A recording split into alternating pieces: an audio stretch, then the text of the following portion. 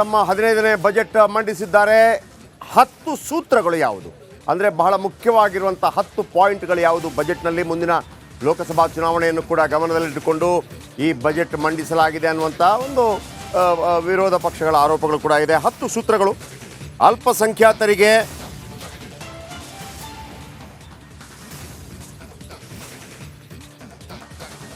ಬದಲಾಯಿತು ಸಿದ್ದರಾಮಯ್ಯ ತತ್ವ. ಬಜೆಟ್ನಲ್ಲಿ ಸಿದ್ದು ಹಿಂದುತ್ವದ ಜಪ, ಪರಿಶಿಷ್ಟ ಪಂಗಡಕ್ಕೆ ವಿಶೇಷ ಅನುದಾನ,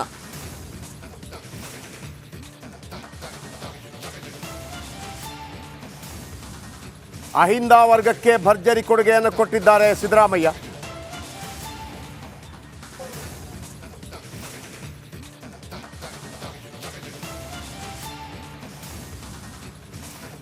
ಅಲ್ಪಸಂಖ್ಯಾತರಿಗೆ ಮಣೆ ಸೂತ್ರ ನಂಬರ್ 1. 10 ಸೂತ್ರಗಳನ್ನು ನಿಮ್ಮ ಮುಂದಿಡ್ತೀನಿ.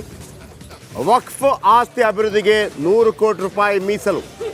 100 ಕೋಟಿ ಇಟ್ಟಿದ್ದಾರೆ ಸಿದ್ದರಾಮಯ್ಯನವರು ಈ ಬಜೆಟ್ನಲ್ಲಿ. ಕ್ರಿಶ್ಚಿಯನ್ ಸಮುದಾಯದ ಅಭಿವೃದ್ಧಿಗೆ 200 ಕೋಟಿ ರೂಪಾಯಿ. ಜೈನ ಧಾರ್ಮಿಕ ಸ್ಥಳಗಳ ಅಭಿವೃದ್ಧಿಗೆ 50 ಕೋಟಿ ರೂಪಾಯಿ. ಧಾರ್ಮಿಕ ಸ್ಥಳಗಳ ಮೂಲಸೌಕರ್ಯಕ್ಕೆ 20 ಕೋಟಿ. ವಕ್ಫ್ ಆಸ್ತಿ ಅಭಿವೃದ್ಧಿಗೆ 100 ಕೋಟಿ ರೂಪಾಯಿ. ಕ್ರಿಶ್ಚಿಯನ್ ಸಮುದಾಯದ ಅಭಿವೃದ್ಧಿಗೆ 200 ಕೋಟಿ. ಜೈನ ಧಾರ್ಮಿಕ ಸ್ಥಳಗಳ ಅಭಿವೃದ್ಧಿಗೆ 50 ಕೋಟಿ. ಅಂದರೆ ಅಲ್ಪಸಂಖ್ಯಾತರು ಎಲ್ಲರೂ ಕೂಡ ಅಲ್ಪಸಂಖ್ಯಾತರ ಕೋಟಾದಡಿ ಬರ್ತಾರೆ. ಇನ್ನು ಪರಿಶಿಷ್ಟ ಪಂಗಡಕ್ಕೆ ವಿಶೇಷ ಅನುದಾನ. ಸಿದ್ದು ದಶ ಸೂತ್ರದಲ್ಲಿ ಒಂದು ರೀತಿಯಲ್ಲಿ ಸಾಫ್ಟ್ ಹಿಂದುತ್ವ ಕೂಡ ಕಾಣ್ತಾ ಇದೆ. 7 ಜಿಲ್ಲೆಗಳಲ್ಲಿ ತಲಾ 2ರಂತೆ 14 ವಿದ್ಯಾರ್ಥಿ ನಿಲಯ. 25 ಅಲೆಮಾರಿ ಸಮುದಾಯಗಳ ಅಭಿವೃದ್ಧಿಗೆ ಹಣವನ್ನು ಮೀಸಲಿಡಲಾಗಿದೆ. 1600 ಕೋಟಿ ರೂಪಾಯಿ ವೆಚ್ಚದಲ್ಲಿ ವಿವಿಧ ಕಾರ್ಯಕ್ರಮಗಳನ್ನು ಹಮ್ಮಿಕೊಳ್ಳಲಾಗಿದೆ. ಅಹಿಂದ ವರ್ಗಕ್ಕೆ, ಪರಿಶಿಷ್ಟ ಪಂಗಡಕ್ಕೆ ವಿಶೇಷ ಅನುದಾನವನ್ನು ಕೊಟ್ಟಿದ್ದಾರೆ. 10 ದಶ ಸೂತ್ರ ಅಂದರೆ ದಶ ಸೂತ್ರಗಳು ಅಂತ ಭಾಳ ಮುಖ್ಯವಾಗಿ 10 ಪಾಯಿಂಟ್ಸ್. ಏನಪ್ಪ ಟಾಪ್ 10 ಪಾಯಿಂಟ್ಸ್ ಅಂತಂದರೆ ನೋಡಿ.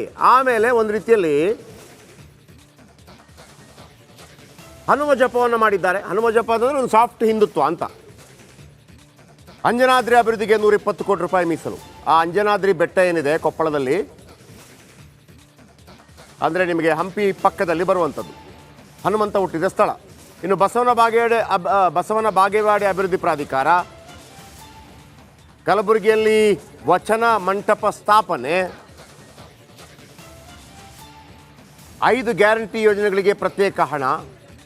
ಅಂದರೆ ಎಲ್ಲ ರೀತಿಯಲ್ಲೂ ಕೂಡ ಎಲ್ಲರನ್ನ ತಲುಪುವಂಥ ಪ್ರಯತ್ನವನ್ನು 1 ಲಕ್ಷ ಕೋಟಿ ಹಣ ಮೀಸಲಿಟ್ಟಿದ್ದಾರೆ ಸಿದ್ದರಾಮಯ್ಯ ಸರ್ಕಾರ. 2024-25ನೇ ಸಾಲಿಗೆ 1 ಲಕ್ಷ ಕೋಟಿ ಹಣ ಮೀಸಲು. ಇನ್ನು ಮದ್ಯಪ್ರಿಯರಿಗೆ ಶಾಕ್ ಕೊಟ್ಟಿದೆ. ಇವರೊಂದು ಫ್ರೀ ಆಗಿ ಸಿಗೋದು ಎಲ್ರಿಗೂ. 34-35 ಸಾವಿರ ಕೋಟಿ ಅಬಕಾರಿ ಇನ್ಕಮ್ ವರ್ಷಕ್ಕೆ. IML ಬಿಯರ್ ಸ್ಲ್ಯಾಬ್ ಪರಿಷ್ಕರಣೆ ಭಾಳ ಮುಖ್ಯವಾಗಿ. ಯಾಕೆ ಬಿಯರ್ಗೆ ಜಾಸ್ತಿ ಮಾಡ್ತಾರೆ ಅಂತಂದರೆ ಆದಷ್ಟು ಹಾಟ್ ಲಿಕ್ಕರನ್ನು ಖರೀದಿ ಮಾಡಿದರೆ ಬೊಕ್ಕಸ ತುಂಬುತ್ತೆ. ಇನ್ನು ಕೇಂದ್ರದ ವಿರುದ್ಧ ಆಯ ವ್ಯಯ ವಿಚಾರಕ್ಕೆ ಸಂಬಂಧಪಟ್ಟ ಹಾಗೆ ಅನೇಕ ವಿಚಾರಗಳನ್ನು ಹೇಳಿದ್ದಾರೆ.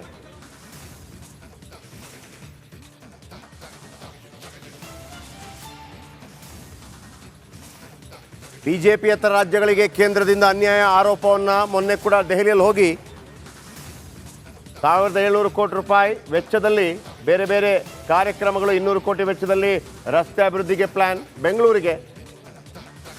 ಬೆಂಗಳೂರಿಗೂ ಕೂಡ ನಮ್ಮ ಮೆಟ್ರೋ 3ನೇ ಹಂತಕ್ಕೆ 15,611 ಕೋಟಿ ರೂಪಾಯಿಯನ್ನು ಮೀಸಲಿರಿಸಲಾಗಿದೆ.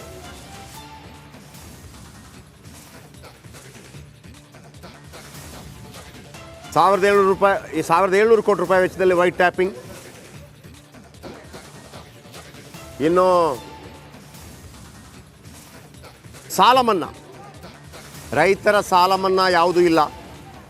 ಬಡ್ಡಿ ಇಲ್ಲದೆ ರೈತರಿಗೆ ಅಲ್ಪಾವಧಿ ಸಾಲ, ದೀರ್ಘಾವಧಿ ಮಧ್ಯಮಾವಧಿ ಸಾಲಕ್ಕೆ ಬಡ್ಡಿ. ಸಾಲದ ಮೊತ್ತ 10 ರಿಂದ 15 ಲಕ್ಷಕ್ಕೆ ಏರಿಕೆ. ಇದು ರೈತರಿಗೆ ಸ್ವಲ್ಪ ಮಟ್ಟಿಗೆ ಲಾಭ ತಂದು ಕೊಡುತ್ತೆ ಖಂಡಿತವಾಗಲು.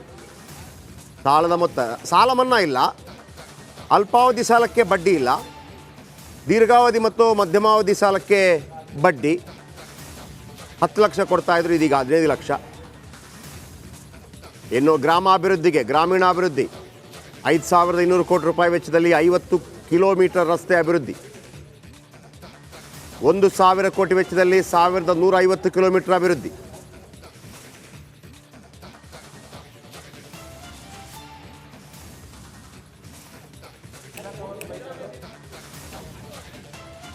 ಗ್ರಾಮೀಣಾಭಿವೃದ್ಧಿಗೆ ಒತ್ತು 1200 ಕೋಟಿ ವೆಚ್ಚದಲ್ಲಿ ರಸ್ತೆ ಅಭಿವೃದ್ಧಿ, 1000 ಕೋಟಿ ವೆಚ್ಚದಲ್ಲಿ 1150 ಕಿಲೋಮೀಟರ್ ಅಭಿವೃದ್ಧಿ. ನರೇಗಾಡಿ 30 ಲಕ್ಷ ಕುಟುಂಬಕ್ಕೆ ಉದ್ಯೋಗ. ಇನ್ನು ಆರೋಗ್ಯವೇ ಭಾಗ್ಯ, ಪ್ರತಿ ಜಿಲ್ಲೆಯಲ್ಲಿ ಕ್ರಿಟಿಕಲ್ ಕೇರ್ ಬ್ಲಾಕ್ ಸ್ಥಾಪನೆ. ಪ್ರತಿ ಜಿಲ್ಲೆಯಲ್ಲಿ 46 ಹೊಸ ಪ್ರಾಥಮಿಕ ಆರೋಗ್ಯ ಕೇಂದ್ರ,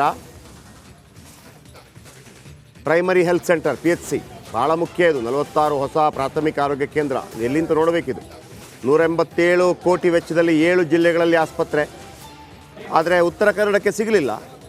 6493 ಆರೋಗ್ಯ ಕ್ಷೇಮ ಕೇಂದ್ರ ಸ್ಥಾಪನೆ. ಇದು ದಶಸೂತ್ರಗಳು.